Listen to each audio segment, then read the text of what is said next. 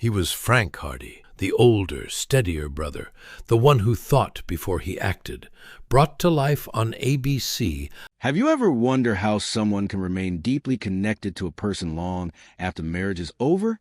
How a relationship can end, yet the emotions attached to it never truly disappear? For Parker Stevenson, that question became very real in December of 2022.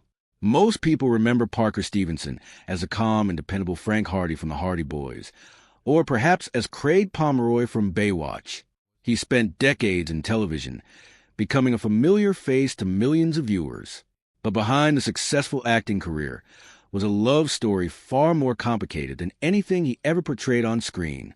It was a story filled with passion, heartbreak, loyalty, and a connection that somehow survived even after divorce.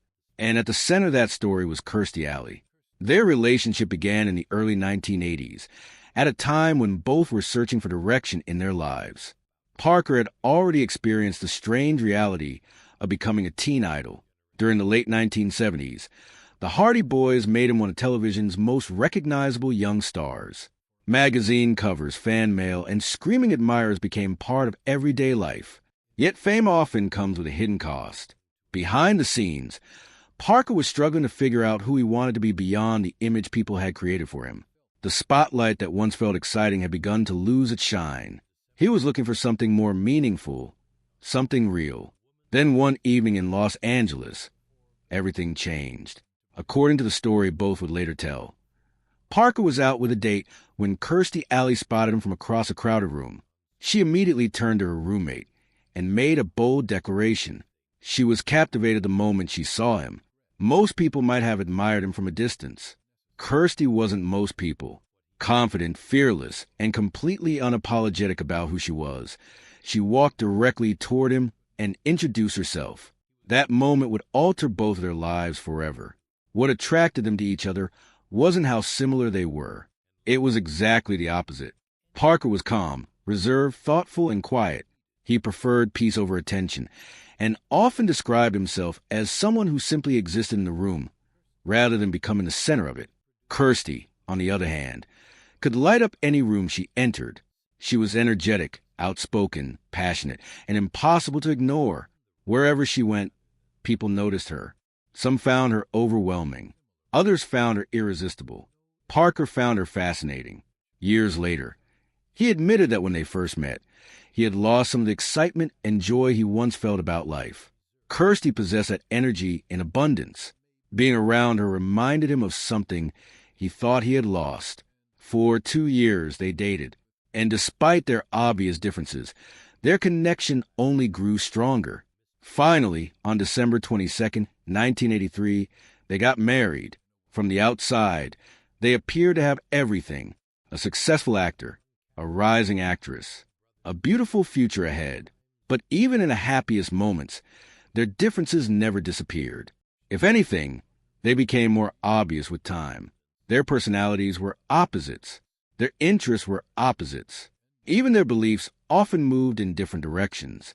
Yet somehow, those differences initially became part of the attraction. Life together was never boring. Every day brought a new conversation, a new debate, or a new adventure. And for many years, that was enough. The couple settled into a sprawling California home that reflected Kirstie's larger-than-life personality. Animals seemed to appear constantly. Dogs, cats, birds, and rescue creatures found their way onto the property. Kirstie rarely turned away anything that needed care. Her compassion extended to both people and animals. Parker often found himself living inside a world far louder and more chaotic than the one he would have chosen for himself. But because he loved her, he embraced it, at least for a while. Then came one of the most painful chapters of their marriage. In 1990, Kirstie suffered a devastating miscarriage. The loss left both of them heartbroken. For Kirstie especially, the emotional pain lingered long after the physical recovery. She later spoke openly about how deeply the experience affected her and how difficult it was to move forward. It was a tragedy that changed them both, but it also strengthened their determination to build a family together. In 1992, Parker and Kirstie finally experienced one of the happiest moments of their lives when they adopted their son, William True Stevenson. After everything they had endured, Becoming parents felt like a fresh beginning. 2 years later, their family grew again when they welcomed their daughter, Lily. For Parker, fatherhood quickly became more important than Hollywood success. The man who had once been surrounded by fans and magazine covers discovered that nothing compared to coming home and seeing his children. While Parker embraced family life, Kirstie's professional career was reaching incredible heights. In 1987, she joined the cast of the hit sitcom Cheers, stepping into one of television's most beloved shows. It was a difficult position to be in. Replacing a fan-favorite character on an already successful series is rarely easy, but Kirstie made the role her own. Audiences loved her performance as Rebecca Howe. Critics praised her work, and before long, she had become one of television's biggest stars. Awards soon followed. She won an Emmy. She won a Golden Globe. Her popularity exploded. Suddenly, the woman who had once approached Parker in a crowded bar was one of the most recognizable faces in America. Yet success often changes the rhythm of a marriage. Long work schedules, public appearances, constant attention, the pressure of maintaining a career in Hollywood.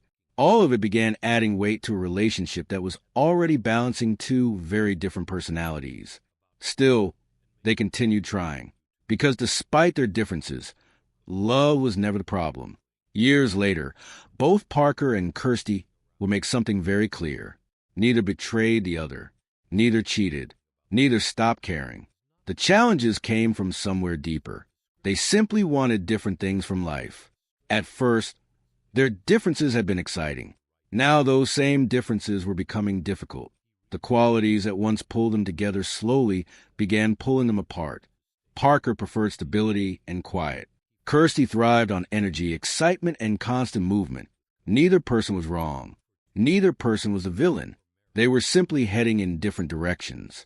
Yet they kept fighting for the marriage, for their children, for the promises they had made to each other, for the belief that love should be enough. In many ways, that's what makes their story so relatable. Not every marriage ends because of betrayal. Not every relationship collapses because somebody stops caring. Sometimes two good people genuinely love each other and still find themselves unable to build the same future. That reality is often harder to accept than anger because there is nobody to blame. By 1996, after more than a decade together, the strain had become impossible to ignore. The marriage that had started with such excitement was beginning to unravel. In November that year, Parker and Kirstie separated. For fans who had admired them as a couple, the news came as a shock. From the outside, they seemed successful. They had children, careers, a beautiful home, everything people associate with happiness. But appearances can be deceiving. Behind closed doors, they had spent years trying to bridge differences that only continued to grow. Eventually, they reached a painful conclusion. Love alone could not solve every problem. When their divorce became official, the reason listed was irreconcilable differences. It's a phrase people hear all the time. But in reality, it often represents years of difficult conversations, disappointment, compromise, and emotional exhaustion. For Parker, the divorce was especially painful. He later admitted that breaking the vows he made felt like a personal failure, not because he regretted loving Kirstie, but because he had genuinely believed the marriage would last forever. He had taken those promises seriously. Walking away was never what he wanted. The legal process itself wasn't easy either. Negotiations regarding custody and support became complicated. Emotions ran high. Like many divorces, it took time before both sides could fully move forward. And despite public statements about remaining friends, the reality was more complicated. Parker later admitted that they weren't immediately close after the divorce. There was hurt. There was disappointment. There was healing that needed to happen. But one thing never changed: their commitment to their children. No matter what happened between them, they remained parents first. And because of that, they stayed connected, even after the marriage ended, even after their lives moved in different directions, even after the romantic chapter of their story had closed. The bond created through family remained impossible to erase. As the years passed, both continued building separate lives, but the connection between them never completely disappeared. Because some relationships leave marks that time simply cannot remove. After the divorce, Parker Stevenson faced a challenge many people understand but few openly discuss. How do you move forward when a huge part of your life suddenly becomes part of your past? For more than a decade, Kirstie Alley had been his partner, his best friend, the mother of his children, and the person who filled his quiet world with energy and unpredictability. Now that chapter was over. But life doesn't stop simply because a relationship ends. And neither did Parker. While he never chased attention the way many celebrities do, he continued working steadily throughout the years that followed. Television audiences saw him appear in various shows, including Baywatch, where he played Craig Pomeroy. It wasn't the kind of role that generated headlines every week, but that suited Parker perfectly. He had long since moved beyond the need to be the center of attention. His focus had shifted towards something more meaningful. Family. His children remained at the center of his life. As True and Lily grew older, Parker devoted himself to being present for them. Hollywood careers come and go, but being a father was a role he never wanted to lose. Meanwhile, Kirstie continued navigating the ups and downs of fame. She remained one of television's most recognizable personalities, appearing in films, reality shows, interviews, and countless public appearances. As always, she did things her own way. Some people admired her boldness. Others criticized her. But nobody could accuse Kirstie Alley of being forgettable. That was impossible. Even years after their divorce, Parker watched from a distance as a woman he once loved continued living life at full speed. And although they were no longer husband and wife, they shared something that would forever connect them, their children. Over time, the tension left behind by the divorce gradually softened. The anger faded.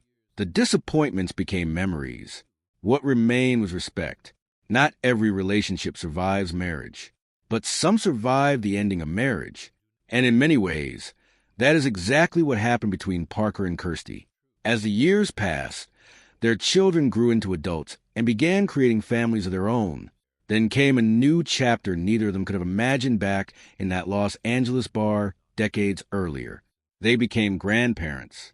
For Parker and Kirstie, seeing their children become parents was a reminder that some parts of a love story continue long after the romance ends. Their son welcomed a child into the world. Later, their daughter did the same.